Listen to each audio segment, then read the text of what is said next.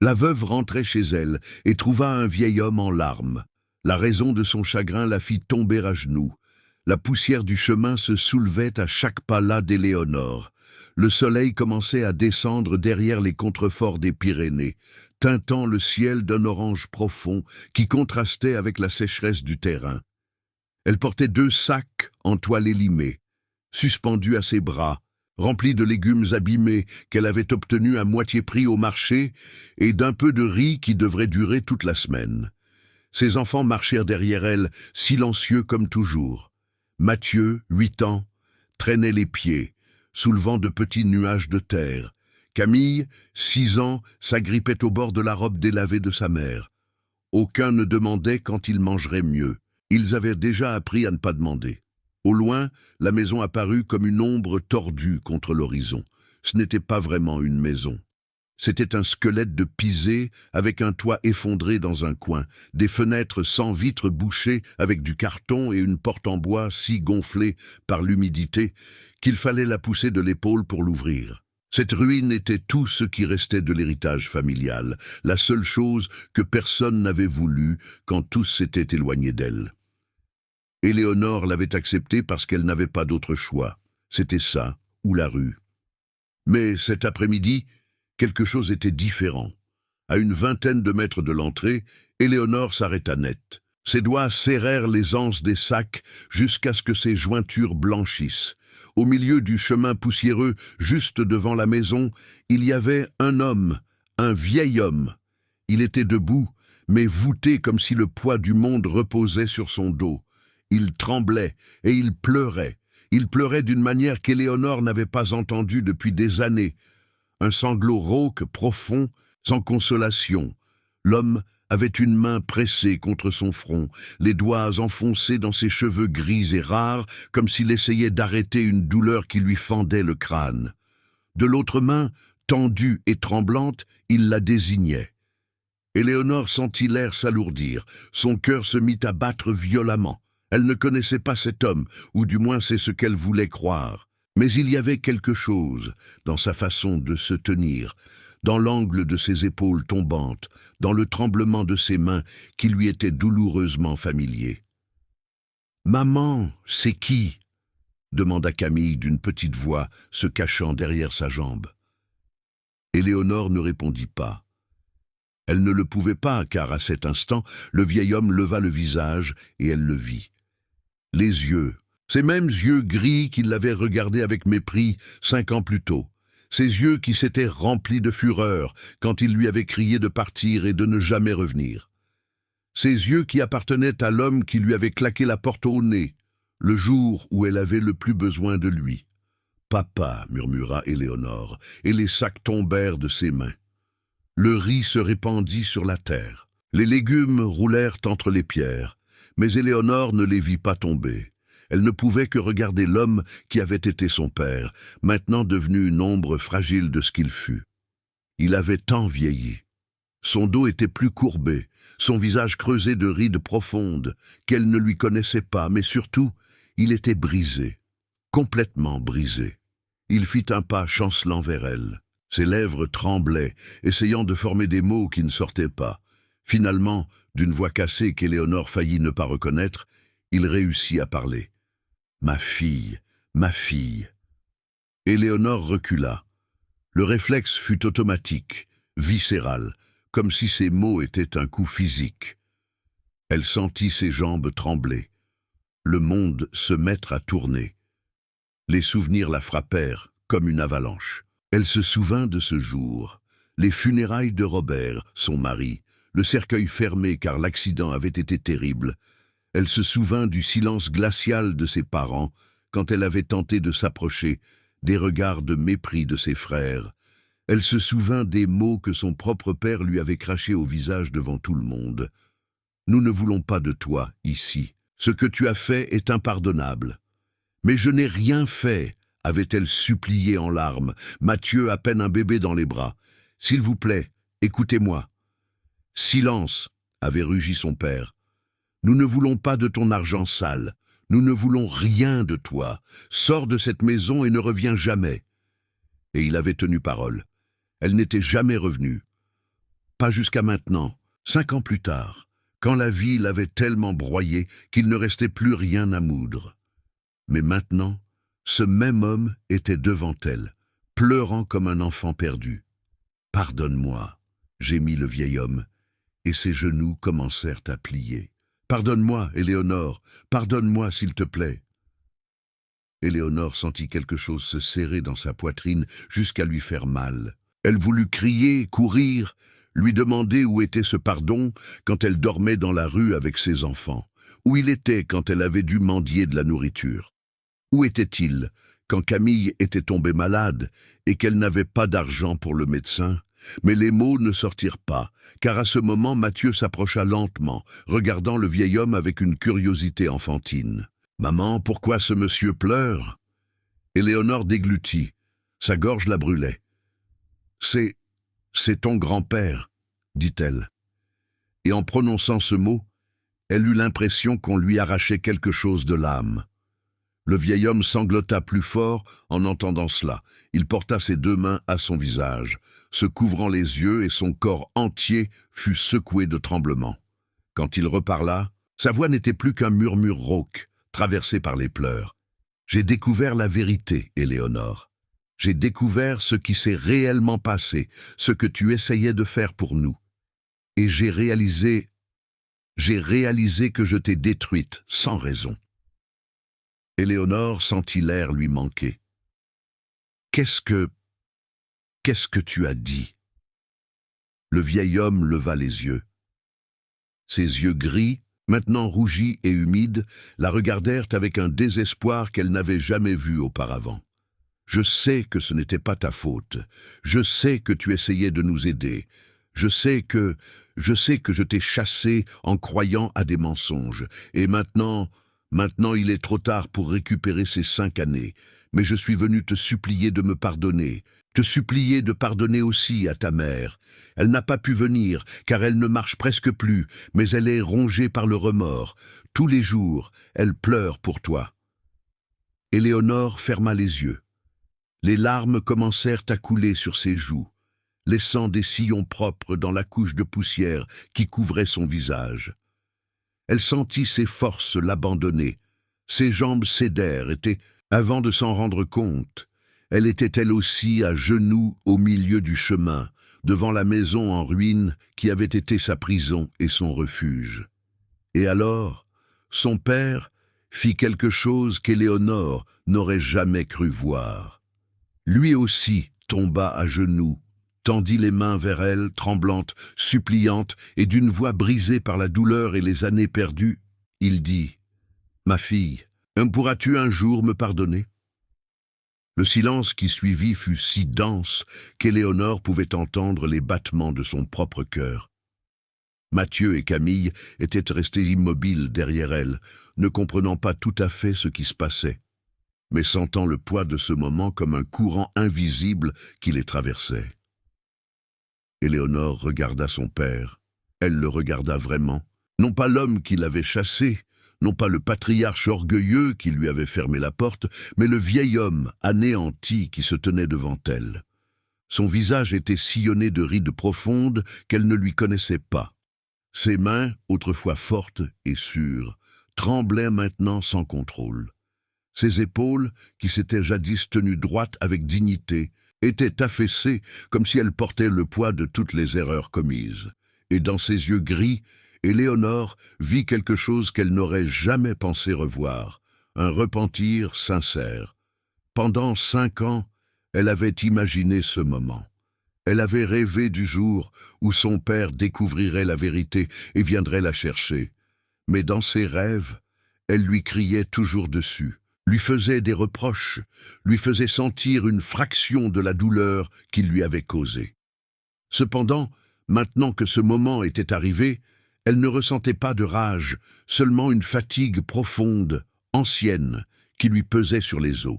« Te pardonner ?» répéta Éléonore, et sa voix sortit brisée. « Papa, est-ce que tu sais ce que j'ai vécu ces 5 dernières années ?» Le vieil homme hocha la tête désespérément, les larmes coulant sans cesse sur ses joues creuses. « Je sais, ma fille, je sais, et je n'ai pas de mots pour te dire à quel point je le regrette. J'ai vécu dans l'erreur, aveugle. J'ai cru aux mensonges qu'on m'a racontés, aux demi-vérités qui m'ont fait penser le pire de toi. Et quand j'ai découvert la vérité, quand j'ai enfin su ce que tu avais vraiment fait, ce que tu essayais de faire pour nous, sa voix se brisa complètement. Il dut s'arrêter, porter une main à sa poitrine, respirer profondément avant de continuer. Éléonore, tu voulais seulement nous sauver, et je t'ai mise à la rue, comme si tu étais une inconnue. Éléonore sentit quelque chose se rompre en elle. Les souvenirs revinrent avec plus de force. La confusion de ses jours après la mort de Robert, la découverte qu'elle avait faite, la tentative désespérée d'avertir sa famille et la façon dont tous l'avaient regardée comme si elle était une traîtresse. « Je voulais seulement que vous sachiez la vérité », murmura-t-elle. « Robert avait découvert quelque chose avant de mourir. Quelque chose d'important sur vous, sur la famille. J'ai essayé de vous le dire, mais personne ne m'a écouté. Vous avez pensé que Nous avons pensé que tu essayais de voler l'héritage familial, compléta son père d'une voix brisée. Nous avons pensé que tu avais manipulé Robert pour tout garder, que tu étais une menteuse et une profiteuse.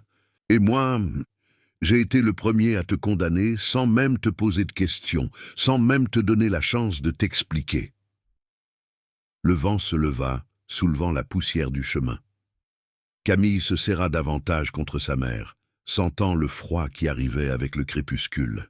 Mathieu observait son grand-père avec un mélange de curiosité et de crainte. « Et comment as-tu découvert la vérité ?» demanda Éléonore. Le vieil homme s'essuya les larmes du dos de la main, laissant des taches humides sur son visage poussiéreux. « Ton oncle Étienne, dit-il. Il y a 3 mois, sur son lit de mort, il a tout avoué. Il a dit que c'était lui qui avait répandu les mensonges sur toi, qui avait convaincu la famille que tu étais une traîtresse. Il l'a fait parce qu'il savait ce que Robert avait découvert, et il avait besoin que nous te détestions tous pour que personne ne te croie si un jour tu parlais. Et ça a marché. Ça a marché parce que j'ai été assez sot pour croire les paroles d'un menteur au lieu de faire confiance à ma propre fille. » Éléonore ferma les yeux. Étienne, bien sûr. Il avait toujours eu un sourire trop large, une voix trop convaincante, et elle, innocente, n'avait jamais soupçonné qu'il serait capable de détruire sa vie juste pour protéger ses propres secrets. « Quand Étienne a avoué, continua son père, j'ai senti le monde s'effondrer. J'ai réalisé que j'avais détruit ma propre fille pour rien, que je l'avais laissée seule, avec 2 jeunes enfants, sans foyer, sans argent, sans famille. Et le pire, c'est que pendant que tu souffrais, je continuais à vivre confortablement dans cette grande maison, convaincu d'avoir fait ce qu'il fallait. » Sa voix se brisa de nouveau. Il porta ses 2 mains à son visage, secoué par des sanglots incontrôlables. « Pardonne-moi, Éléonore. Pardonne-moi, même si je ne le mérite pas, même si c'est impossible. Mais s'il te plaît, ne me laisse pas mourir sans que tu saches à quel point je regrette. » Éléonore sentit les larmes couler sans contrôle sur son visage. Elle regarda la maison en ruine derrière elle, cet endroit qui avait été sa prison pendant 5 ans. Elle regarda ses enfants, si maigres, si fatigués, si habitués au manque, et finalement, elle regarda son père, cet homme qui l'avait blessé plus profondément que quiconque au monde, et à cet instant, quelque chose changea. Peut-être était-ce la fatigue, peut-être le désespoir de continuer à porter ce fardeau, ou peut-être simplement la compréhension que la haine ne l'avait pas sauvé, ne l'avait pas nourri, ne l'avait pas protégé du froid. La haine l'avait seulement maintenu enchaîné au passé, incapable d'avancer. « Papa », dit Éléonore, et sa voix sonna différemment, plus douce, plus humaine. « Je te pardonne. » Le vieil homme leva les yeux si vite qu'il faillit perdre l'équilibre. « Quoi? Qu'est-ce que tu as dit ?»« Que je te pardonne, » répéta Éléonore, et en le disant, elle sentit comme si une chaîne invisible se brisait dans sa poitrine. « Pas parce que tu le mérites, pas parce que ce que tu as fait est bien, mais parce que je suis fatigué de porter cette douleur, je suis fatigué de vivre avec la rage, et je suis fatigué que mes enfants grandissent en ne voyant que de l'amertume sur mon visage. » Le vieil homme laissa échapper un sanglot qui semblait arraché du plus profond de son être. Il tendit les bras vers elle, tremblant, attendant, suppliant. Et Éléonore s'approcha, s'agenouilla devant lui et le serra dans ses bras. Le vieil homme l'entoura de ses bras tremblants et pleura sur son épaule comme un enfant perdu. Éléonore pleura aussi, mais ses larmes étaient différentes. Elles n'étaient pas seulement de douleur, elles étaient de libération, de soulagement, de lâcher enfin un poids qu'elle avait porté pendant trop longtemps. Mathieu et Camille observaient en silence, ne comprenant pas tout, mais sentant que quelque chose d'important se passait. Elle ne sut pas combien de temps ils restèrent ainsi. Cela aurait pu être des secondes ou des minutes. Mais quand ils se séparèrent enfin, Éléonore sentit que quelque chose avait changé en elle. Son père s'essuya le visage avec ses mains tremblantes et la regarda avec une intensité qu'elle n'avait pas vue depuis des années. « Éléonore, tu ne peux pas continuer à vivre ici, » dit-il en désignant la maison en ruine derrière elle. « Ce n'est pas une vie pour toi, ni pour tes enfants. Reviens à la maison, à ta maison, la maison où tu as grandi, où tu aurais toujours dû être. » Éléonore sentit son cœur se serrer. « Papa, je ne sais pas si... » « S'il te plaît, » l'interrompit-il, « je ne te le demande pas pour me racheter, je te le demande parce que c'est juste. Cette maison est autant à toi qu'à moi. Elle l'a toujours été. Et tes enfants méritent de grandir dans un endroit digne, avec un toit qui ne fuit pas, avec un repas chaud sur la table, avec des vêtements propres et un lit pour dormir. » Éléonore regarda Mathieu et Camille. Leurs visages sales, leurs vêtements élimés, leur corps maigre par manque de nourriture constante. « Et maman ?» demanda-t-elle d'une voix tremblante. « Est-ce qu'elle veut que je revienne ?» Le vieil homme hocha la tête avec désespoir. « Ta mère n'a pas pu venir parce que ses jambes ne la soutiennent presque plus, mais elle est anéantie, Éléonore. Depuis que nous savons la vérité, elle n'a pas cessé de pleurer. Chaque nuit, elle s'agenouille devant ta photo et prie pour qu'un jour tu puisses lui pardonner. Elle a aussi fait partie de tout ça. Elle t'a aussi tourné le dos et maintenant, elle vit avec ce poids chaque jour. » Éléonore sentit une boule se former dans sa gorge. Sa mère, la femme qui lui avait appris à cuisiner, à coudre, à prier, la femme qui avait tenu sa main à la naissance de Mathieu, et aussi la femme qui lui avait fermé la porte au nez le jour des funérailles. « Je ne sais pas si je peux la voir, » murmura-t-elle. « Je sais, » dit son père, « et je ne te demande pas de lui pardonner aujourd'hui. Je te demande seulement de venir à la maison, de donner à tes enfants une vie meilleure. Et si, avec le temps, tu peux trouver dans ton cœur le pardon pour ta mère aussi, ce sera plus que ce que nous méritons. » Éléonore regarda une fois de plus la maison en ruine, puis le chemin poussiéreux, et enfin ses enfants. Et elle sut qu'elle ne pouvait pas continuer ainsi. « D'accord, » dit-elle finalement. « Nous viendrons avec toi. » Le visage de son père s'illumina d'une expression de soulagement si profonde qu'il sembla avoir rajeuni de 10 ans en un instant. « Merci, ma fille. Merci. Tu ne le regretteras pas. Je te le promets. » Une demi-heure plus tard, après avoir rassemblé les quelques affaires qu'il possédait, Éléonore marchait aux côtés de son père sur le chemin qui menait au village. Mathieu et Camille se tenaient par la main, regardant tout avec de grands yeux curieux. Le vieil homme avait appelé un voisin qui possédait une vieille camionnette, et maintenant, tous les 4 voyageaient en silence vers la maison familiale. Éléonore regardait par la fenêtre, voyant le paysage changer. Les rues poussiéreuses laissaient place à des rues pavées, les masures empisées à des constructions plus grandes et plus solides. Et finalement, après 20 minutes, ils arrivèrent. La maison se dressait au bout d'une rue bordée d'arbres. Elle était exactement comme dans ses souvenirs. 2 étages en pierre de taille grise, de grandes fenêtres avec des cadres en bois sculptés, un jardin à l'avant avec des rosiers que sa mère soignait avec dévotion, la porte d'entrée en bois massif avec des ferrures en fer forgé, sa maison, son foyer, ou du moins ce qu'il avait été autrefois.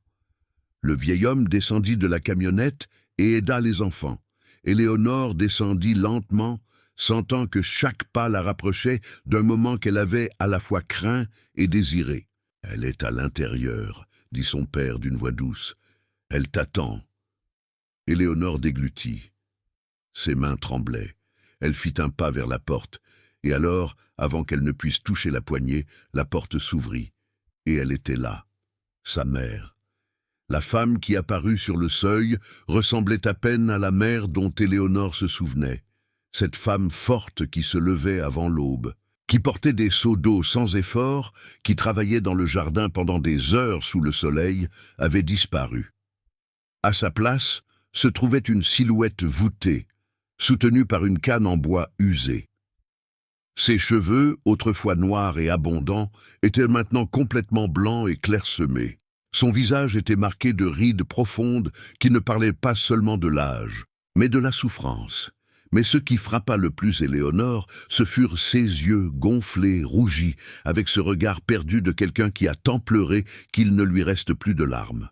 « Éléonore » murmura la vieille femme, et sa voix sortit si cassée qu'on l'entendit à peine.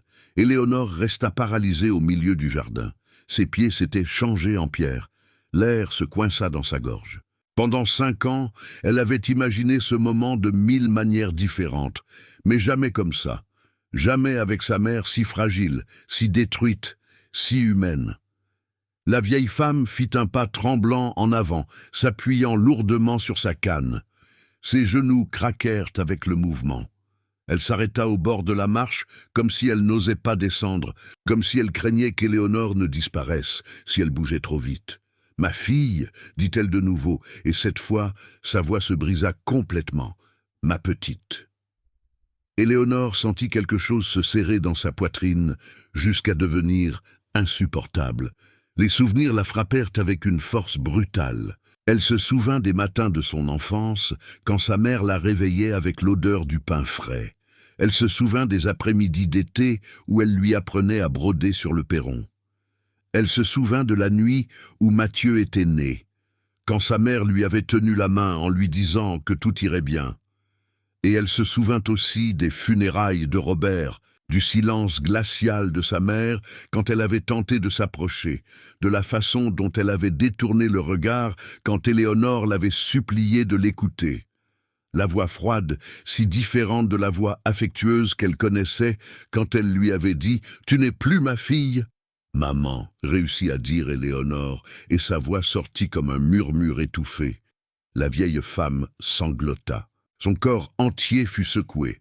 La canne trembla dans sa main et, un instant, elle parut sur le point de tomber.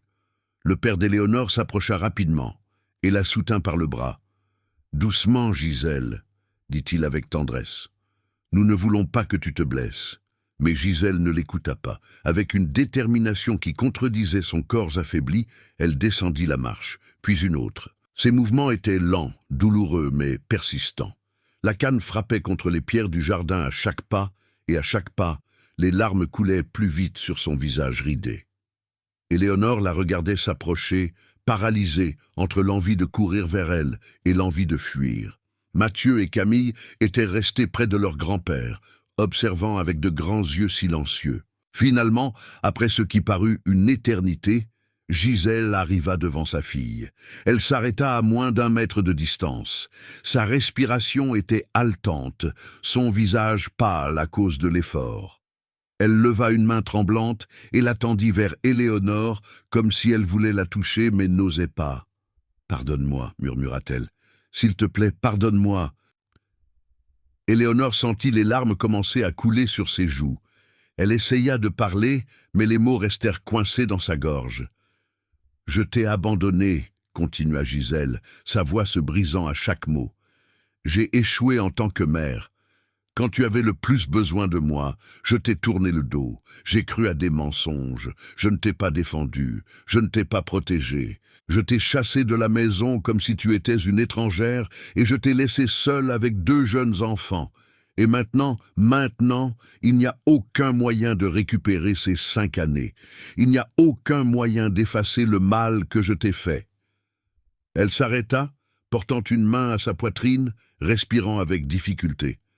Quand elle reprit la parole, sa voix n'était plus qu'un filet. Chaque nuit, depuis que nous savons la vérité, je prie devant ta photo. Je demande à Dieu de te protéger où que tu sois, de te donner la force de continuer, et je le supplie qu'un jour, d'une manière ou d'une autre, tu puisses me pardonner. Même si je ne le mérite pas, même si c'est impossible. Je veux juste que tu saches que je regrette plus que les mots ne peuvent l'exprimer. Éléonore ferma les yeux. La douleur qu'elle avait portée pendant 5 ans pesait comme un poids physique sur sa poitrine. Elle se souvint des nuits dans la maison en ruine, quand le froid était si intense qu'il pouvait à peine dormir. Elle se souvint des fois où elle avait dû coucher ses enfants le ventre vide parce qu'il n'y avait pas assez à manger. Elle se souvint de l'humiliation de mendier dans les rues, de supplier pour du travail, d'être rejetée encore et encore, et elle se souvint de toutes les fois où, au milieu de cette obscurité, elle avait pensé « Si seulement ma mère était là, si seulement elle me croyait ». Mais elle se souvint aussi d'autre chose. Elle se souvint de ce qu'elle avait ressenti 1 heure plus tôt en pardonnant à son père. Cette sensation de libération, de lâcher enfin un poids qui l'écrasait, et elle réalisa que le pardon n'était pas pour eux, il était pour elle-même. Elle ouvrit les yeux et regarda sa mère. Elle la regarda vraiment, non pas la femme forte dont elle se souvenait, mais la vieille femme fragile et repentante qui se tenait devant elle. Et à cet instant, elle prit une décision. « Maman », dit Éléonore, et sa voix sonna plus ferme qu'elle ne l'aurait cru. « Je te pardonne aussi. » Gisèle laissa échapper un son qui était mi-sanglot, mi-gémissement de soulagement. Ses genoux cédèrent. La canne tomba au sol avec un bruit sec et, avant qu'elle ne puisse tomber, Éléonore fit 2 pas rapides et la rattrapa dans ses bras. Mère et fille s'étreignirent au milieu du jardin, alors que le soleil commençait à se cacher derrière les montagnes. Gisèle pleurait sur l'épaule de sa fille, ses mains s'agrippant à son dos avec une force qui contredisait son corps affaibli. Éléonore pleurait aussi, mais ses larmes étaient différentes maintenant. Elles n'étaient plus seulement de douleur, elles étaient de libération, de guérison, de retrouvailles. « Je t'aime, ma fille, » sanglotait Gisèle. « Je t'ai toujours aimée. Je n'ai jamais cessé de t'aimer un seul jour. »« Je sais, maman, » murmura Éléonore. « Je sais. » Elle ne sut pas combien de temps ils restèrent ainsi. Le père d'Éléonore s'approcha à un moment donné et les entoura de ses bras, créant un cercle de 3 là où il y avait eu une brèche impossible. Mathieu et Camille observaient avec de grands yeux, ne comprenant pas tout à fait ce qui se passait, mais sentant que quelque chose d'important, de puissant, était en train de guérir devant eux. Finalement, quand les larmes commencèrent à sécher et que les respirations se calmèrent, Gisèle se sépara doucement. Elle prit le visage d'Éléonore entre ses mains tremblantes et la regarda avec une intensité qui lui transperça l'âme. « Bienvenue à la maison », dit-elle d'une voix douce. « Bienvenue chez toi. » Éléonore hocha la tête, incapable de parler. Son père ramassa la canne et la tendit à Gisèle, qui s'appuya dessus avec gratitude. « Venez, » dit la vieille femme en se tournant lentement vers la maison. « Entrez, vous devez être fatigué et avoir faim. J'ai préparé une daube ce matin et il y a de la brioche fraîche. » Mathieu et Camille échangèrent un regard étonné. Brioche, daube, des mots qu'ils n'avaient pas entendus depuis longtemps. Ils entrèrent tous ensemble dans la maison. L'intérieur était exactement comme Éléonore s'en souvenait. Les murs de couleur crème, les poutres en bois au plafond, les meubles anciens mais bien entretenus. L'odeur de cannelle et de viande mijotée flottait dans l'air. C'était une odeur qu'elle avait oubliée, une odeur qui la transporta instantanément dans son enfance. « C'était ta chambre », dit Gisèle en désignant une porte au 2e étage après qu'ils eurent fini de manger. « Nous l'avons gardée exactement comme tu l'as laissée. Je pensais que peut-être un jour... » Sa voix se brisa de nouveau, mais cette fois, elle réussit à se contrôler. « Maintenant, elle est à nouveau à toi et aux enfants. » Éléonore monta lentement les escaliers, suivie de près par Mathieu et Camille. Elle ouvrit la porte de son ancienne chambre et s'arrêta net. Tout était là. Son lit avec le couvre-lit brodé à la main, le bureau où elle faisait ses devoirs d'enfant, les photos sur les murs. Même sa poupée de chiffon préférée était assise dans le coin, exactement là où elle l'avait laissée tant d'années auparavant. « Rien n'a changé, murmura-t-elle. « Je ne pouvais pas, dit Gisèle depuis le seuil. Chaque fois que j'entrais ici, j'avais l'impression que tu étais sur le point de revenir. Et maintenant, tu l'as enfin fait. » Cette nuit-là, Éléonore coucha ses enfants dans un vrai lit pour la première fois en 5 ans. Elle les borda avec des couvertures propres et douces, leur déposa un baiser sur le front et éteignit la lumière.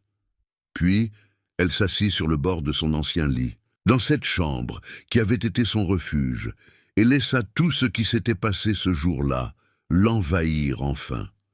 Elle avait pardonné, elle était rentrée à la maison, elle avait retrouvé sa famille. Mais alors qu'elle regardait par la fenêtre le ciel nocturne, une question commença à se former dans son esprit. Une question qui l'inquiéta plus qu'elle ne l'aurait cru. Et maintenant, comment reconstruit-on une vie après que tout a été brisé? Elle se leva et se dirigea vers le bureau. Elle ouvrit le tiroir supérieur, cherchant quelque chose sans savoir quoi, et c'est alors qu'elle le trouva. Une enveloppe jaunie, cachée au fond du tiroir. Une enveloppe qu'elle ne se souvenait pas d'avoir laissée là. Elle la prit avec des mains tremblantes et lut le nom écrit sur le devant, avec l'écriture inimitable de Robert. Pour Éléonore, à n'ouvrir que s'il m'arrive quelque chose. Éléonore resta immobile, tenant l'enveloppe avec des mains qui tremblaient si fort qu'elle pouvait à peine lire l'écriture. La lumière de la lune entrait par la fenêtre, baignant la pièce d'une lueur argentée qui faisait paraître le papier jauni presque brillant. Son cœur battait si fort qu'elle pouvait l'entendre dans ses oreilles. Cette enveloppe était là depuis tout ce temps. 5 ans. 5 ans cachés au fond de son ancien bureau, attendant. Et personne ne l'avait trouvée, car personne n'avait osé toucher à ses affaires. Avec des doigts maladroits, elle ouvrit l'enveloppe. À l'intérieur se trouvaient 3 feuilles pliées, couvertes de l'écriture serrée et urgente de Robert.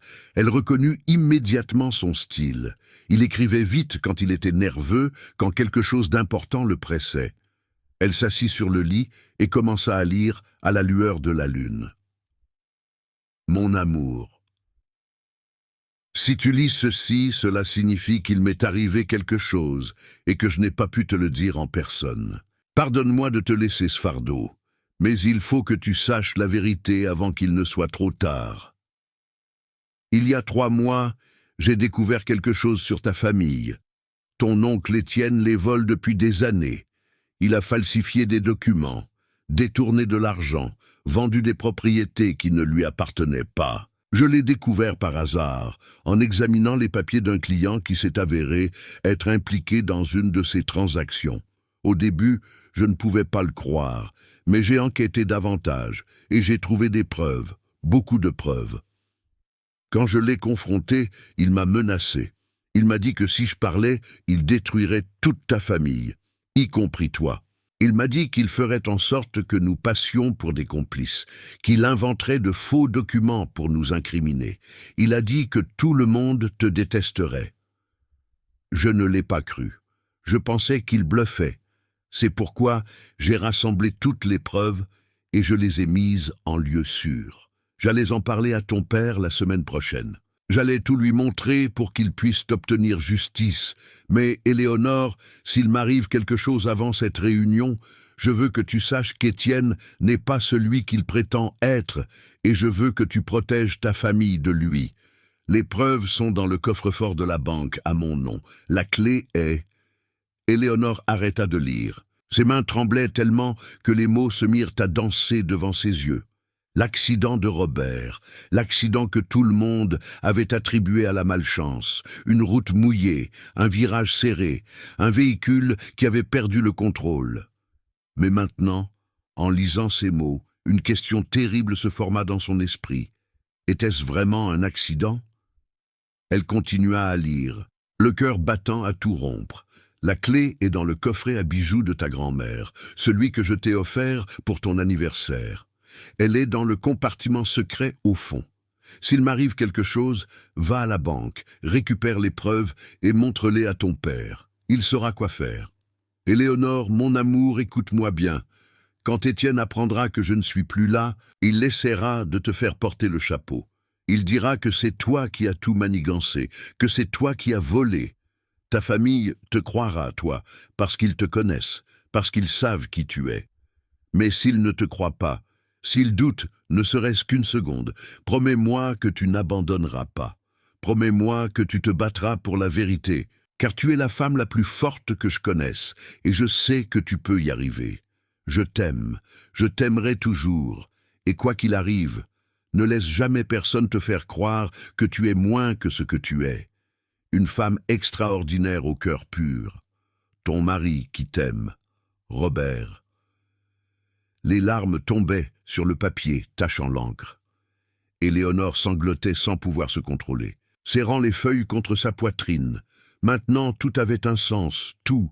Robert avait essayé de les protéger, il avait découvert la vérité sur Étienne, et juste au moment où il allait la révéler, il avait eu cet accident. Et ensuite, comme Robert l'avait prédit, Étienne avait répandu les mensonges, convaincu tout le monde qu'Éléonore était la coupable, et elle, dans sa douleur et sa confusion, n'avait pas su comment se défendre. Elle resta assise dans l'obscurité pendant un long moment, tenant cette lettre comme la chose la plus précieuse au monde, car, d'une certaine manière, elle l'était. C'était la preuve que Robert l'avait aimée jusqu'au bout, c'était la confirmation qu'elle ne s'était jamais trompée. Un léger coup à la porte la tira de ses pensées. « Éléonore !» C'était la voix de son père. « Je peux entrer ?» Elle s'essuya rapidement les larmes. « Oui, papa. » La porte s'ouvrit et son père entra lentement. Dans la lueur de la lune, Éléonore put voir que ses yeux étaient également rougis. « Je n'arrivais pas à dormir, » dit-il d'une voix douce. « Je n'arrêtais pas de penser à tout ça, aux années perdues, aux choses que je ne peux pas récupérer. » Éléonore le regarda un long moment, puis lui tendit la lettre. « Tu dois lire ça, » dit-elle. Son père prit les feuilles avec des mains tremblantes, s'assit sur la chaise près du bureau et commença à lire à la lueur de la lune. Éléonore observa son expression changer, d'abord la confusion, puis la compréhension, et enfin un mélange de douleur et de rage. « Étienne !» murmura-t-il quand il eut fini de lire. Pendant tout ce temps, il savait que Robert était sur le point de le démasquer, et après l'accident, il s'est assuré que tu portes la culpabilité pour que personne ne te croie si un jour tu trouvais ces preuves. « Je sais, » dit Éléonore d'une voix lasse, « et ça a marché. Tout le monde m'a détesté. Tout le monde a cru que j'étais la traîtresse. » Son père porta les mains à son visage, ses épaules tremblaient. « Mon Dieu, qu'avons-nous fait ? Non seulement nous t'avons chassé sans raison, mais nous avons laissé le vrai coupable continuer à vivre parmi nous, profitant de ce qu'il a volé. »« Mais maintenant, nous savons la vérité, » dit doucement Éléonore. Son père leva les yeux. Il y avait dans son regard une détermination qu'elle n'avait pas vue depuis longtemps. « Demain, nous irons à la banque, » dit-il d'une voix ferme. « Nous récupérerons ces preuves et nous nous assurerons qu'Étienne paie pour tout ce qu'il a fait. Pour le vol, pour les mensonges. Et si l'accident de Robert n'était pas vraiment un accident ?» Sa voix se durcit. « Alors il paiera pour ça aussi. » Éléonore hocha la tête. Pour la première fois en 5 ans, elle ressentit quelque chose qui ressemblait à de l'espoir. Les jours suivants furent un tourbillon. Ils trouvèrent la clé dans le coffret à bijoux, exactement là où Robert avait dit qu'elle serait. Ils allèrent à la banque et récupérèrent les preuves, documents, registres, courriels, tout méticuleusement organisé par Robert. Les preuves étaient irréfutables. Avec ces preuves en main, le père d'Éléonore se rendit aux autorités. Étienne fut arrêté.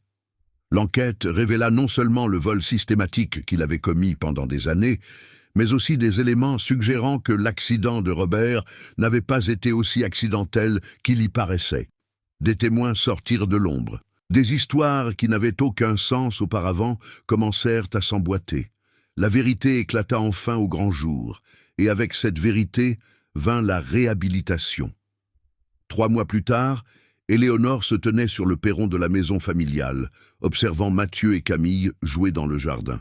Ils avaient pris du poids, leurs joues étaient colorées, leur rire emplissait l'air. Ils portaient des vêtements neufs et propres.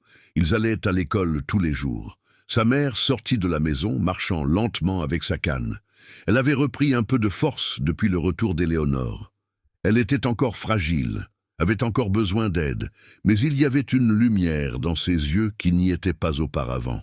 « La daube est presque prête, » dit-elle avec un doux sourire. « Ton père ne va pas tarder à rentrer du village. » Éléonore hocha la tête, souriant elle aussi.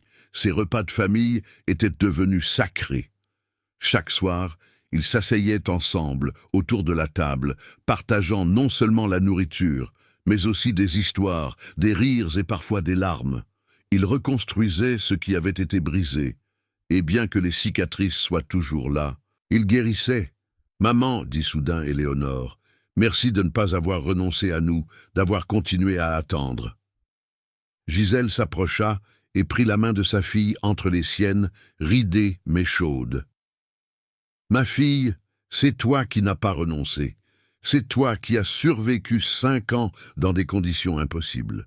C'est toi qui as trouvé la force de pardonner alors que personne ne t'en aurait voulu de ne pas le faire.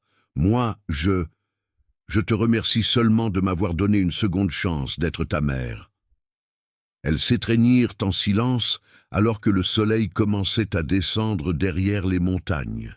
C'était le même soleil qu'Éléonore avait si souvent vu depuis la maison en ruine. Mais maintenant, elle le voyait d'un endroit complètement différent. Cette nuit-là, après le dîner, quand les enfants dormaient et que ses parents se reposaient, Éléonore sortit dans le jardin. Les étoiles brillaient intensément dans le ciel dégagé des Pyrénées. Elle s'assit sur le même banc où elle s'asseyait enfant, le banc où Robert l'avait demandé en mariage, tant d'années auparavant. « On a réussi », murmura-t-elle vers le ciel, comme si Robert pouvait l'entendre. « J'ai trouvé les preuves, j'ai dit la vérité, et finalement, après tout ça, nous sommes rentrés à la maison. » Le vent souffla doucement, berçant les branches des arbres, et dans ce vent, Éléonore sentit quelque chose qui ressemblait à une réponse, une paix, une certitude. L'histoire n'était pas terminée. Il y aurait encore des jours difficiles, encore de la douleur à guérir, mais elle ne serait plus seule. Elle ne porterait plus ce poids en silence. Car elle avait appris que le pardon n'était pas d'oublier la douleur, mais de s'en libérer, que la famille n'était pas parfaite, mais qu'elle pouvait être restaurée, et que même dans l'obscurité la plus profonde, il y avait toujours une lumière qui attendait pour la guider vers la maison. Elle se leva du banc et se dirigea lentement vers la maison.